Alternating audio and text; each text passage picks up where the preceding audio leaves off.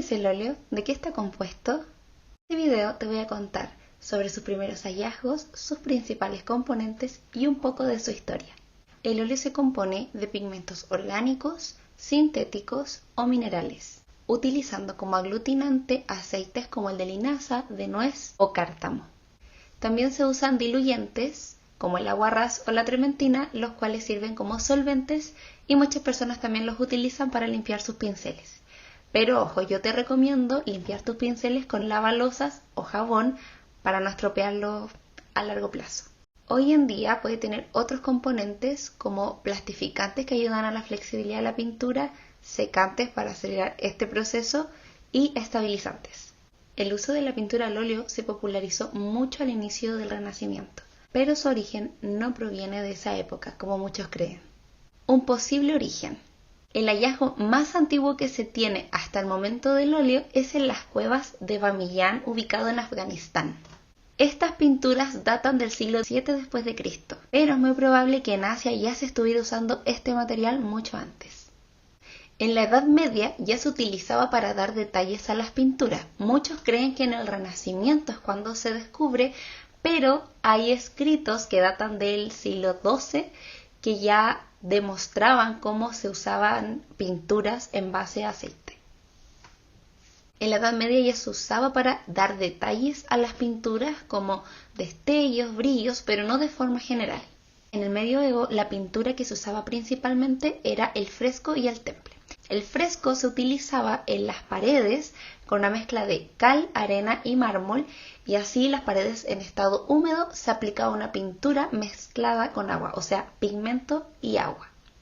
Por otro lado tenemos el temple, que es pigmento mezclado con yema de huevo. Eso le da ese color amarillento tan característico de las pinturas de la Edad Media. El fresco y el temple se secaban rápido, por lo tanto su técnica tenía que ser de la misma forma. Había que hacerlo rápido, decidido, con un boceto previo, pero no había tiempo para detalles.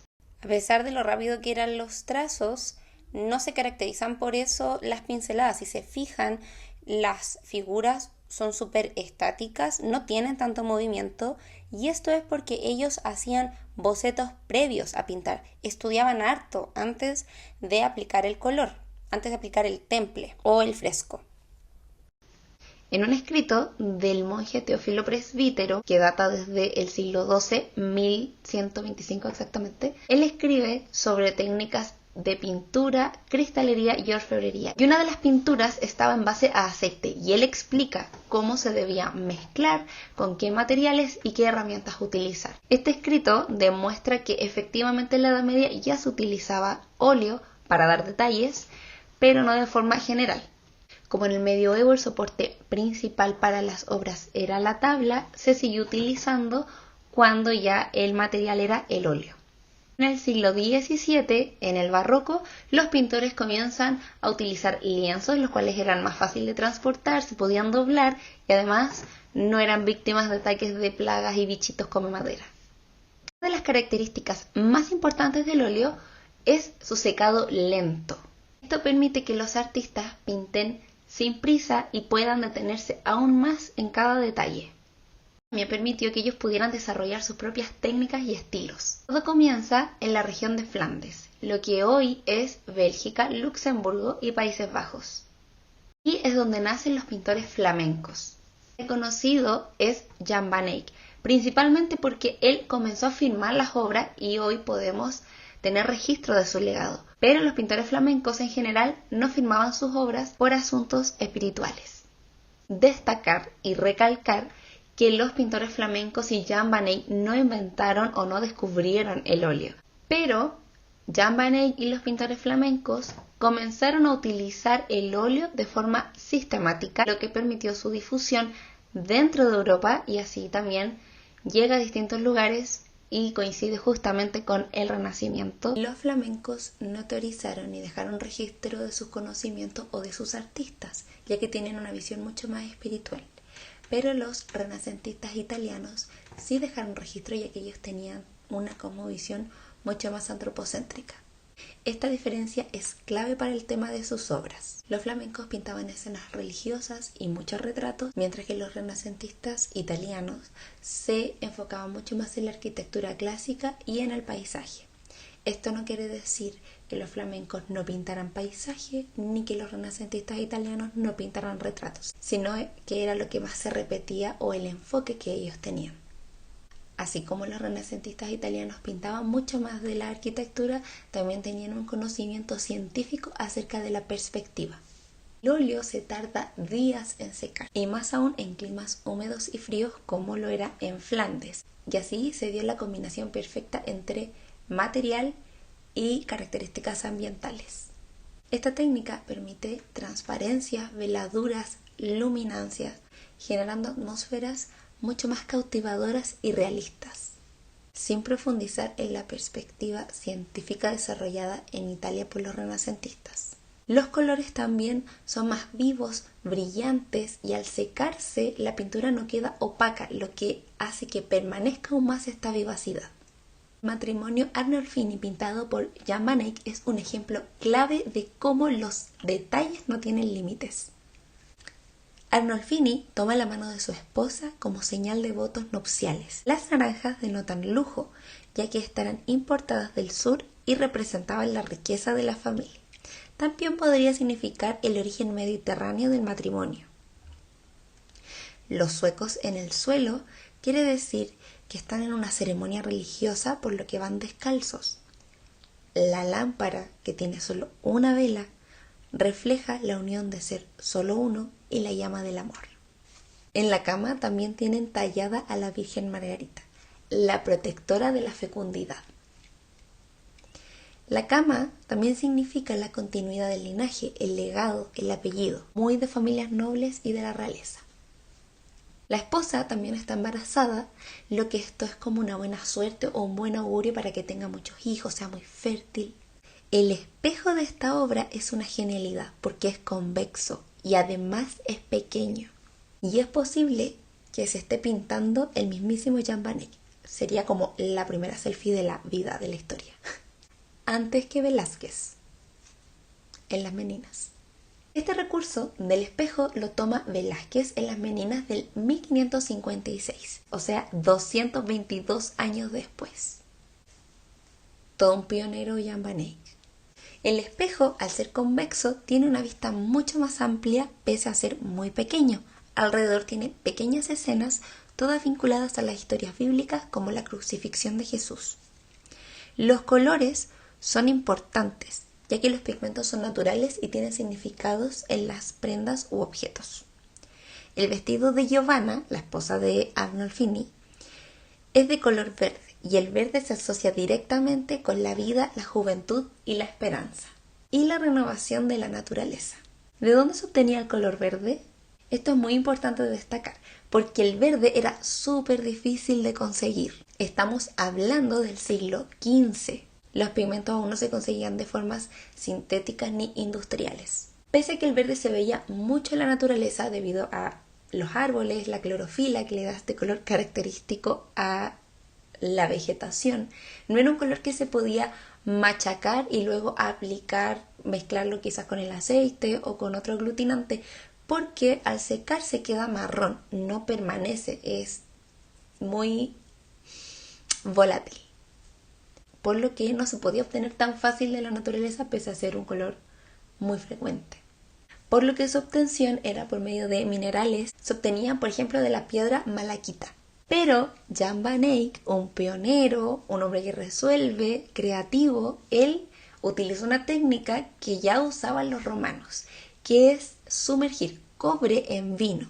Cuando las piezas se oxidaban, le sacaban ese polvillo y este polvillo lo mezclaba con el aglutinante, generando un verde muy vivo. Y hasta el día de hoy podemos ver ese verde en el vestido de Giovanna. Bueno, el verde en el siglo XVIII ya se obtenía de otras formas más sintéticas, pero lamentablemente es un color muy tóxico y venenoso que afectó mucho a la salud de aquella época. Fijación por los detalles. Los pintores flamencos, y acá por ejemplo Jan van Eyck, pintaban con un pincel de solo un pelo y además usaban lupas. Eso explica la capacidad de detalle que vemos en toda la obra. El óleo cambió la perspectiva del arte y el artista tenía más tiempo frente a la obra. Podía plasmar mejor su visión e interpretación de lo que estaba viendo. Por otro lado, tenemos a Da Vinci, quien no es paralelo a Jan van Eyck, pero sí vivieron y pintaron en el siglo XV.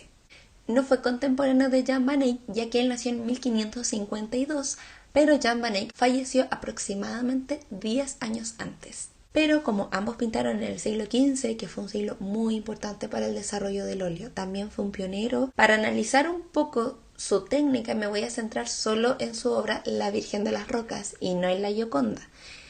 La Gioconda no es la obra más importante ni la mejor que tiene Da Vinci, sino que hay otras mucho más relevantes y mucho mejores. Ahora, no quiero desmerecer el trabajo de la Gioconda. Es muy sabido que la Gioconda fue robada, por eso tuvo tanto alcance, porque aparecía en los diarios, aparecía pegado en todos lados. Luego los artistas más vanguardistas comenzaron a hacer los ready-made y ahí ya obviamente la gente relacionó estrechamente la Gioconda con Da Vinci y es su obra más famosa, pero no es ni la más importante ni la mejor. Hay otras obras que tienen mucha más riqueza visual, mucha más riqueza en cuanto a técnica, en color y en cuanto a temática. Así que vamos a centrarnos en Virgen de las Rocas. En la Virgen de las Rocas, óleo sobre tabla, Leonardo, fiel a su estilo, hace un delicado empleo de su inconfundible esfumato. Se van a dar cuenta que los rostros que pinta Da Vinci son muy parecidos porque tienen esta técnica como difuminada. La Virgen viste de colores primarios, un manto azul, color frío, símbolo de la pureza. El pigmento azul ultramar también era un color súper difícil de conseguir en aquella época, ya que no se conseguía de forma sintética, sino que de lapislázuli, y se usaban específicamente en las vestimentas, por ejemplo, de la Virgen María. El rojo lo vemos presente en las vestiduras del ángel, que significan pasión. El rojo que vemos en esta obra debe ser rojo óxido, ya que los otros rojos que comenzaron a utilizar los pintores renacentistas provienen de América. Posterior de la llegada de Colón y Da Vinci, que pintaba en el siglo XV aún, es muy probable que sus pigmentos hayan provenido de esta fuente. Óxido rojo es un pigmento mineral extraído de tierra roja, como la hematita, que se usaba desde la antigüedad. Y los otros rojos provenientes ya de América provenían de México o Brasil. Tenemos a la grana cochinilla, un carmesí intenso proveniente de un insecto que vive en cactus de México, descubierto tras la llegada de Colón, y el palo de Brasil. Vanguardias. Los avances tecnológicos y descubrimientos de pigmentos sintéticos permitió que los artistas pudieran explorar y estudiar aún más el color. Mark Rothko estudia el color en cuadros completos. Este lujo no se lo podía dar ni Jan van Eyck, ni Da Vinci, ni ningún artista renacentista, por la obvia razón de que este pigmento provenía del lapislázuli, pero los vanguardistas y los artistas en el siglo XX obtenían estas pinturas ya de forma más industrializada, de forma más sintética, y podían explorar con un cuadro completo azul, por ejemplo. El óleo en la actualidad. En la actualidad, el óleo y sus pigmentos se obtienen de forma orgánica, sintética y mineral. Se trabaja de forma más industrializada. La industria de la pintura va a seguir avanzando. Vamos a seguir encontrando el rosa más rosa, un negro más negro que el Venta Black. Sin duda, el óleo ha tenido un recorrido de siglos que nos ha dejado una joya hermosa en la humanidad. Ha permitido al humano experimentar su potencial, su paciencia y su virtuosismo. Muchos artistas que no he nombrado, pero sus obras representan todo lo mencionado anteriormente. Miguel Ángel, Rafael, Tiziano, Caravaggio, Rembrandt y la lista sigue, cada uno con su estilo e interpretación del mundo. Descubrir una pintura que no se seca fácil y podían cada vez perfeccionar más su técnica. Y el óleo era ideal porque no se secaba nunca, entonces podían seguir pintando, y además en esta zona de Europa era bastante húmedo, podía estar, no sé, semanas Jan van Eyck pintando esa lámpara, pintando esa pequeña medallita que estaba arriba del espejo convexo. Uno de los cuadros más importantes es su propio autorretrato. En el cuadro están inscritas unas palabras que dice Jan van Eyck me hizo, y al último hay dos teorías sobre la frase que está ahí, que puede ser hago lo que puedo o lo hago porque puedo, y ambas tienen significados muy distintos, una hablando de mucha modestia de Jan van Eyck o por el contrario no siendo modesto, pero tenía todo el derecho de no serlo. Se imaginen el nivel que él alcanza en el óleo. O sea, él es como, ahí humildemente, y en verdad era demasiado capo, demasiado seco. Es probable que Jan van Eyck haya tenido el síndrome del impostor. No sé si habrá sido quizás solo de ahí humildemente o quizás de verdad dudaba de su potencial. Imagínate, hasta Jan van Eyck dudaba de su potencial. No dudes de tu potencial, sigue pintando, sigue practicando, sigue desarrollando tu técnica, no tengas miedo, suelta la mano, suelta ese pincel, no importa si te equivocas. Sigue pintando, sigue pintando, sigue pintando. El aceite debe haber sido uno de los materiales más difíciles de extraer. No estaban las tecnologías que tenemos hoy en día. Voy a tratar de buscar alguna imagen de cómo eran los procedimientos y las herramientas con las que obtenían los aceites de las semillas o de lo que fuera de los frutos secos. Era oro líquido. Ese aceite era oro líquido. Entonces tenían que pintar los detalles, las iluminaciones que tenían, porque el aceite se podía aplicar en lo fresco o en el temple cuando ya estaba seco. Pero llegó un momento en el que los artistas flamencos pintaron con eso y se dieron cuenta del mundo de posibilidades que tenían, y es por eso también que se les atribuye como el origen. Lo explotaron al máximo, de verdad aparecen fotos con HD 4K, full resolución. Me imagino que no toda la población tenía acceso a poder ver estas obras, pero es que imagínate el impacto que tuvo para las personas. Además, los italianos estaban desarrollando la perspectiva científica, que ya era otro nivel. Nos dejaron esta joya en la humanidad. Y bueno, si tienen la oportunidad de viajar y ver estas obras en vivo, por favor disfrútenlas mucho. O sea, por favor disfrútenlas lo que más puedan. Deténganse a ver cada pincelada que está ahí. Tómense su tiempo. Quizás no van a poder ver todas las obras que están en el museo, pero valoren eso que está ahí. Revolucionó el arte, la historia del arte, el camino del artista. El artista era un artesano que no firmaba sus obras. De hecho, los mismos pintores, las personas que pintaban con óleo, ya los pintores flamencos no firmaban sus obras, pero Jan van Eyck se atrevió. Fue como un Giotto. Giotto fue el primer artista que firma sus obras, pero esto fue en el siglo XIV. Y se comienza a hablar del arte como tal, como arte. Si saben algo más, si tienen algún dato, pueden comentar qué les parece, qué piensan de esto. Muchas gracias por ver este video hasta el final. Nos estamos viendo muy pronto. Adiós. Terminó todo, amigos de YouTube. Adiós.